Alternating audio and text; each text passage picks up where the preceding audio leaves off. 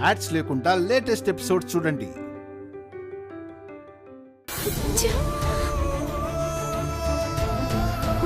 శ్రీవల్లి, ఇక టైం లేదు.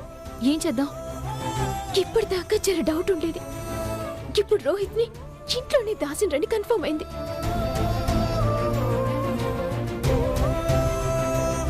ఒక రకంగా చూస్తే మనకి మంచి జరుగుతుందనిపిస్తుంది కళ్యాణి. మంచి జరగడం కాదు శ్రీవల్లి, తాళి కట్టే టైం వచ్చేసింది. ఈ లోపు రోహిత్ ని ఎలా కనిపెట్టడం అదే ఆలోచించాలి.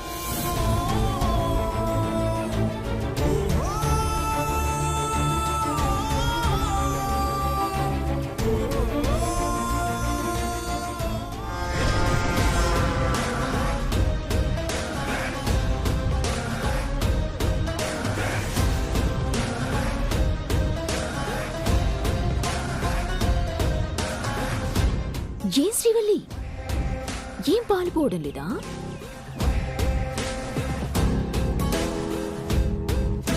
అక్కడ తాళి కట్టే సమయం ఆసన్నమైంది. రోహిత్ ని పట్టుకుని తీసుకొస్తానని ప్రగల్భాలు పలికావు. అమ్మా, అందరి దగ్గర ఆశీర్వాదం తీసుకుని రండి.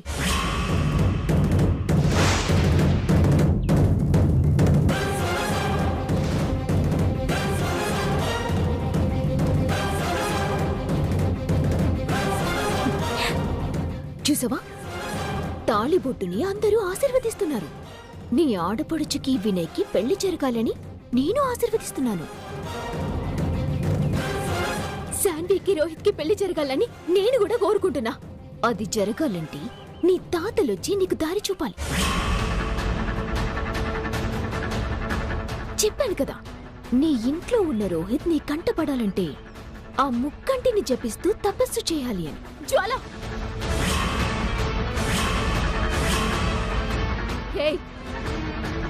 నువ్వు నీ అరుపులు దిష్టి బొమ్మలు.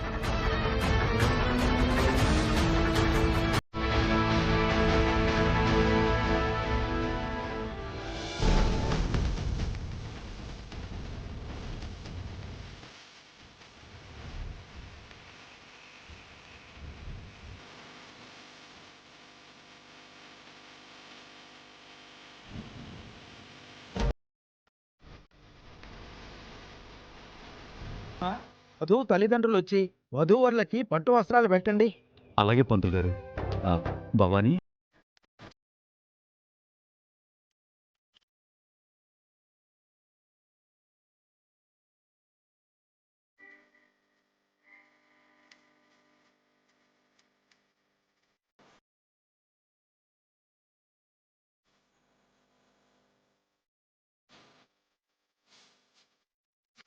అమ్మా, అలాగే వరుడికి ఏమైనా కానుకలు ఉంటే సమర్పించండి.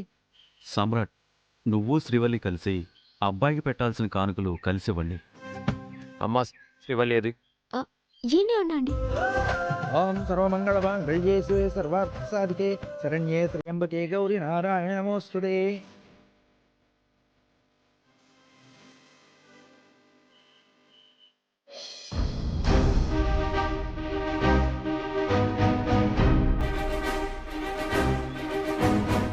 ఆ పరమశివుడిపై పొంగుతున్న గంగ ఎటువైపు పొంగుతుందో అక్కడే ఉన్నాడు.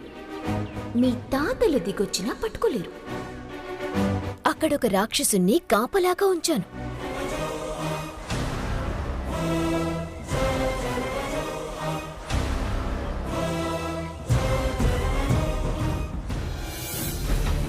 మరో వ్యక్తితో తల వంచుకొని తాళి కట్టించుకోలేను.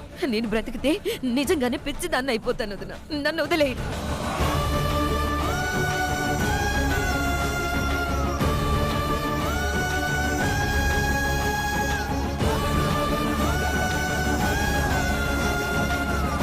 ఏవండి, ఏంటి? ఓసారి జరంత పక్కకొస్తారా? మీతోటి మాట్లాడాలి. ఏంటి ఇప్పుడు మాట్లాడేది? కాసేపు అయితే పెళ్ళైపోతుంది, తర్వాత తీరిగ్గా మాట్లాడుకోవచ్చు. గట్ల కాదండి, జర గీ ఒక్కసారైనా నా మాట నుండి ప్లీజ్. శ్రీవల్లి, ఏదన్నా ఉంటే ఇక్కడే చెప్పు. గిడ గింత మందిలో చెప్పేది కాదు, చెప్పరాదు. అర్థం చేసుకోండి. అర్థం చేసుకోవాల్సింది నేను కాదు, నువ్వే. పందిట్లో పెళ్లి జరుగుతుంది. కాసేపట్లో తాళి కట్టబోతుంటే మనం ఇక్కడ ఉండాలి కదా, అది మర్చిపోయి డిస్కషన్స్ పెడతావేంటి నువ్వు? ఏందండి ఇది? ఎప్పుడు మీ మొండిపట్టు మీదేనా? ఒక్కసారి పక్కకొస్తే ఏం పోతుంది? ఇది పెద్ద ఇంపార్టెంట్ మ్యాటర్ అండి. అయితే మాత్రం సమయం సందర్భం లేదా? అంత ఇంపార్టెంట్ మ్యాటర్ అయితే ఇక్కడే చెప్పు, వింటాను కదా. లేదండి. కాసేపు నోరు మూసుకొని అక్షింతలువి. మాంగళ్య ధారణ చెయ్యి నాయనా.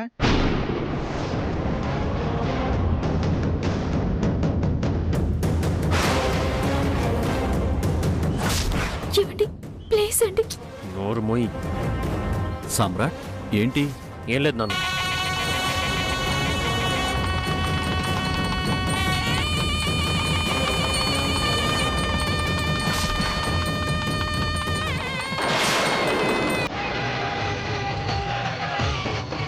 ఆపండి, ఆపండి.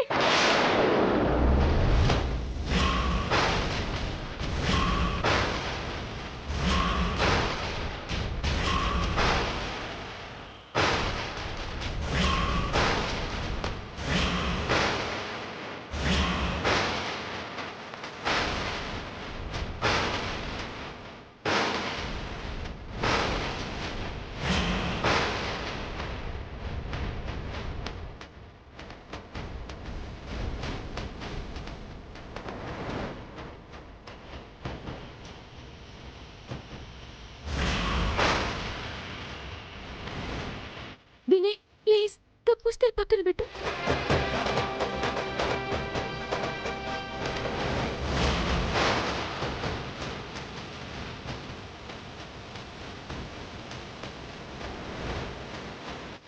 శ్రీవల్లి,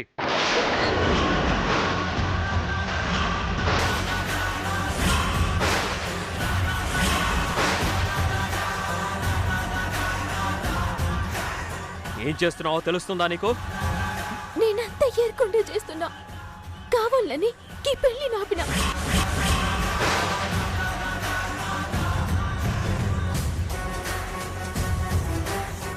మీకే ఏం తెలియక వినయ్తో శాన్వి పెళ్లి చేస్తుండ్రు.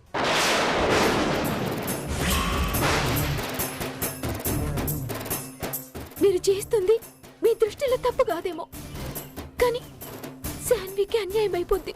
అందుకే ఈ పెళ్లి ఆగాలి. నోరు మూస్తావా లేదా?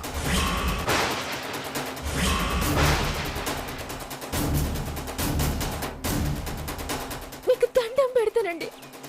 నేను ఇప్పుడు నోరు మూసుకుంటే మీ చెల్లె జీవితాంతం ఏడవాల్సి వస్తుంది. అందుకే మీ ముంగడికి ఇట్లా ధైర్యం చేసిన. మాట్లాడకో. జరుగుతుంది నీ ఆడపడుచు పెళ్లి. నువ్వు ఇంటి కోడలివి అన్న సంగతి నువ్వు మర్చిపోకు. నీకు ఇంగితం కూడా లేదా? లేకపోతే పిచ్చిగాని పట్టిందా నీకు? అందుకేనండి ఇంత మందిలో జరిగింది ఏదో ఎప్పుడు మంచిది కాదని, అందట్లో మన ఇంటి ఇజ్జత్ పోవద్దని మిమ్మల్ని పక్కకి రమ్మన్నా, బతిమిలాడినా, కానీ మీరు ఒప్పుకోలే. మంచికి చెడుకి, ఒడ్డుకి అగాధానికి ఒక్క క్షణమే తేడా ఉంటది. ఒక్క క్షణం దాటితే గప్పుస్తేలే సాన్ని మెడల పడేటి. గందుకే ఏం చేయాలో తెలియక ఆఖరి క్షణంలో ఈ పెళ్ళి ఆపిన. ఎందుకమ్మా? అసలేం జరిగింది? ఎందుకు పెళ్ళాపాలి? ఏంటి శ్రీవల్లి ఇది? నువ్వు చేయాల్సిన పనేనా ఇది? ఇంతమందిలో ఇలాంటి ఆలోచన నీకెలా వచ్చింది? నీ ఆలోచన ఎప్పుడు బాగుంటుందని, నువ్వు తీసుకునే నిర్ణయాలు గొప్పగా ఉంటాయి అనుకునేవాళ్ళం. కానీ నీ చేతులతో నువ్వే మన పరువు తీస్తావని ఊహించలే శ్రీవల్లి. చక్రే, ఈ పెళ్లికొచ్చిన అతిథులకి పెద్దలకి క్షమాపణ చెప్తున్నాను. Sorry for the disturbance. నా భార్యకి కాస్త మెదడు చెడింది, ఏదో దయ్యం పోనింది, అందుకే ఇలాంటి మాటలు మాట్లాడుతుంది. ఈ పెళ్లి జరుగుతుంది.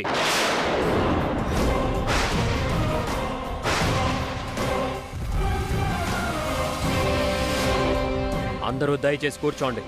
చెరిపోయిండ్రి. ఈ పెళ్లి ఏ ఆటంకం లేకుండా చెయ్యండ్రి. కానీ శాన్వి పెళ్లి జరిగేది వినయ్ తోటి కాదు.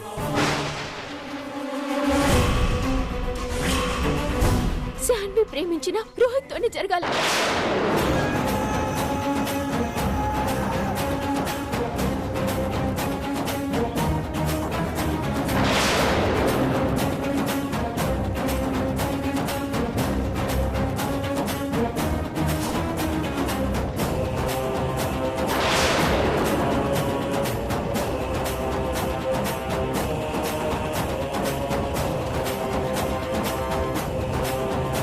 ఇదేం దరిద్రం అమ్మా! ఈ సాన్వి పెళ్లి నా కొడుకుతో జరగొద్దంటావేంటి? ఎవరో రోహిత్తో జరగాలంటావేంటి? ఎవడా రోహిత్? ఇంతమందిలో మమ్మల్ని మా బిడ్డని అవమానించాలనుకుంటున్నావా? ఏంట్రా వినయ్, ఏంటిదంతా? నాన్న, మీరు కాసేపు సైలెంట్గా ఉండండి. సిస్టర్, మీరు ఏది ఊరికే మాట్లాడరు. మీరు ఈ పెళ్ళిని ఆపాలి అనుకున్నారు అంటే బలమైన కారణమే ఉంటుంది. నాకు తెలిసిన కారణాలు కాకుండా ఇంతదాకా వచ్చాక ఇప్పుడెందుకు ఈ పెళ్ళిని ఆపాలనుకున్నారో అది కూడా చెప్పండి.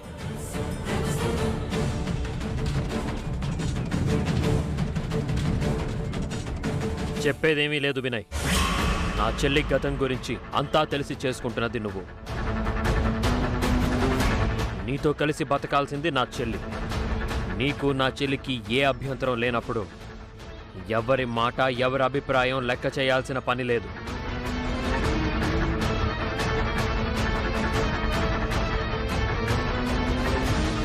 అభిప్రాయాలతో పనిలేదు అన్న ఒక్క మాట సరిపోదు సామ్రాట్.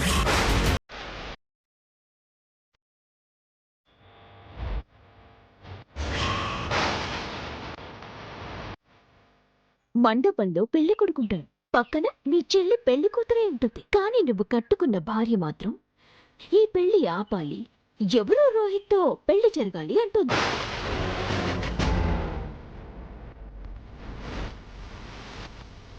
ఎవరా రోహిత్?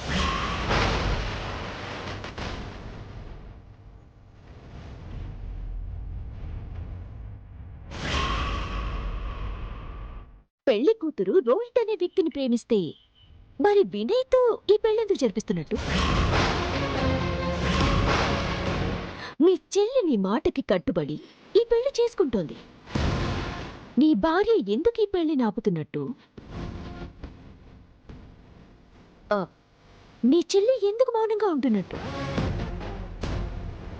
అది నీకు అనవసరం. ఇది నీకు సంబంధం లేని విషయం. ఆవిడికి సంబంధం లేకుండొచ్చు బాబు, కానీ మీ చెల్లెలు కోడలుగా వచ్చేది మా ఇంటికి.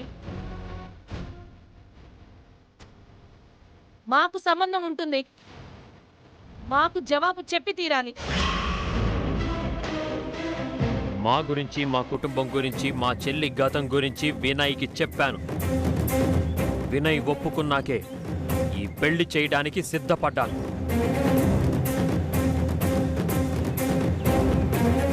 సార్, ఇప్పటికీ నేను ఆ మాటకు కట్టుబడి ఉన్నాను. కానీ చివరి క్షణాల్లో సిస్టర్ ఈ పెళ్లిని ఎందుకు ఆపాలనుకుంటోంది? నేను శాన్వికి తాళి కడితే శాన్వి జీవితమే నాశనం అయిపోతుందని ఎందుకంత గట్టిగా చెప్తోంది? శాన్వికి నేనంటే ఇష్టం లేదా?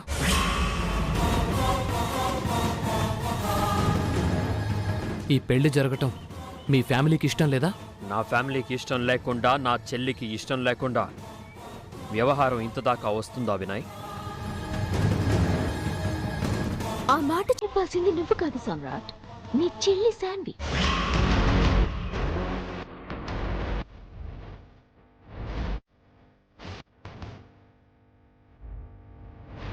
జ్వాలా, నీకు మాట్లాడే హక్కు అర్హత రెండూ లేవు. అయినా హద్దు మీరుతున్నావు నువ్వు. విన్నారు మినిస్టర్ గారు, పలుకుబడి పరపతి ఉంది కదా అని మనలాంటి పేరున్న వాళ్ళని పిలిచి నిలబెట్టి గొడవ పెట్టుకుంటారు.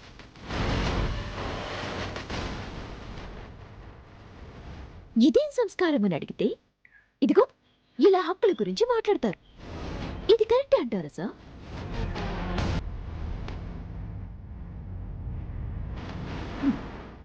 ఇతగాడు బిజినెస్ లో నెంబర్ 1, కాలాన్ని లెక్కించడంలో నెంబర్ 1, డబ్బు సంపాదించడంలో నెంబర్ 1, విలువల్ని పాటించడంలో నెంబర్ 1. అబ్బో, ఈ సార్ బిల్డప్ మామూలుగా ఉండదు. మరి ఇప్పుడేమైంది సార్ మీ నెంబర్ 1 హోదా? గెలుపు అని విన్నవిగడం కాదు సమ్రాట్. ఓటమి ఎంత భయంకరంగా ఉంటుందో చూసావా? జ్వాల, నువ్వు నా భర్తని పాయింట్ అవుట్ చేయాలంటే నీకు ఈ జన్మ సరిపోదు. నా భర్తని తప్పు పట్టాలంటే 100 జన్మలెత్తాలి, 3 చెరువుల నీళ్లు తాగాలి.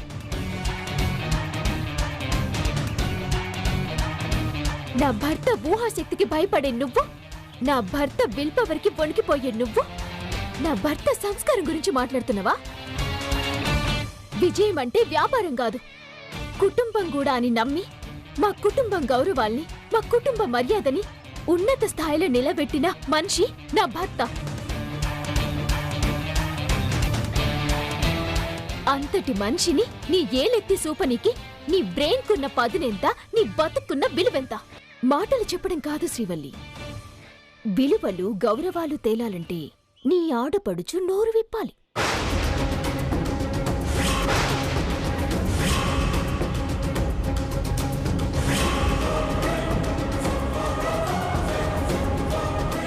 ఏ చెల్లినైతే నమ్మి ప్రేమించిన వాణ్ణి కాదని మరో వ్యక్తికిచ్చి పెళ్లి చేయాలనుకున్నాడో ఆ వ్యక్తి పందిట్లో పక్కనే ఉన్నాడు.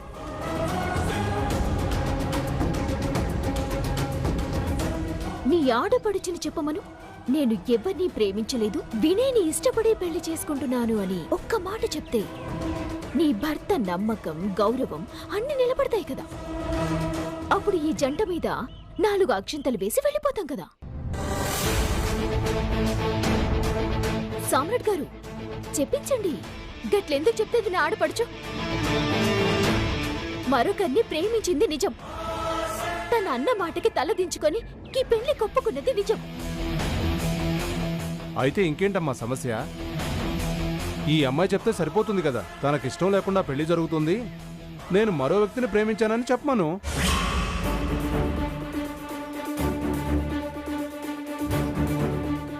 సామ్రాట్ని కన్విన్స్ చేసి శాన్వి ప్రేమించిన వాడితో నేను పెళ్లి జరిపిస్తానమ్మా.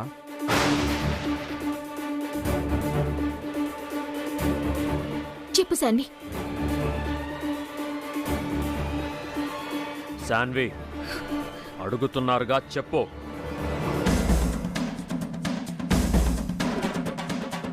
వినయ్కి సమాధానం దొరకాలన్నా, ఇక్కడున్న వాళ్ళ నోర్లు మూతపడాలన్నా, నీ అన్నయ్యకి విలువ దక్కాలన్నా, నీ మీద నా నమ్మకం నిలబడాలన్నా నువ్వు చెప్పే మాట మీద ఆధారపడుంటుంది. చెప్పు శాన్వి. నేను రోహిత్ని ప్రేమించింది నిజం.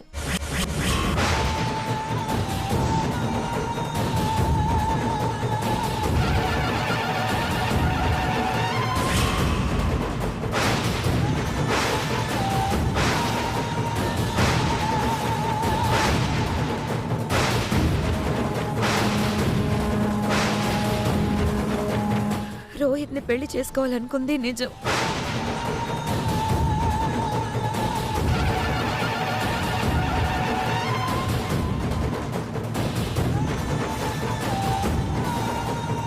రోహిత్ నన్ను ప్రేమించాడు, కానీ మా అన్నయ్య ముందు నిలబడలేకపోయాడు, ఆ శక్తిని సంపాదించలేకపోయాడు.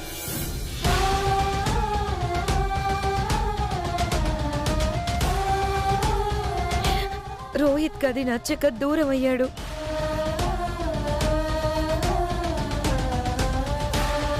నేను మా అన్నయ్యకి దగ్గరయ్యాను. మా అన్నయ్య నమ్మకాన్ని నిలబెట్టడానికి, మా ఇంటి గౌరవాన్ని కాపాడడానికి, మా అన్నయ్య ప్రేమ పొందడానికి నేను ఈ పెళ్లికి ఒప్పుకున్నాను.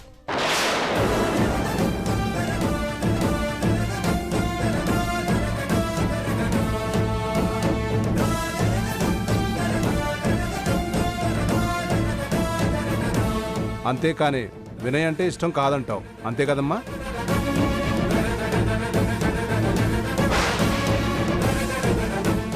అంతకన్నా ఏ అమ్మాయి అయినా ఏం చెప్తుంది సార్? మనమే అర్థం చేసుకోవాలి.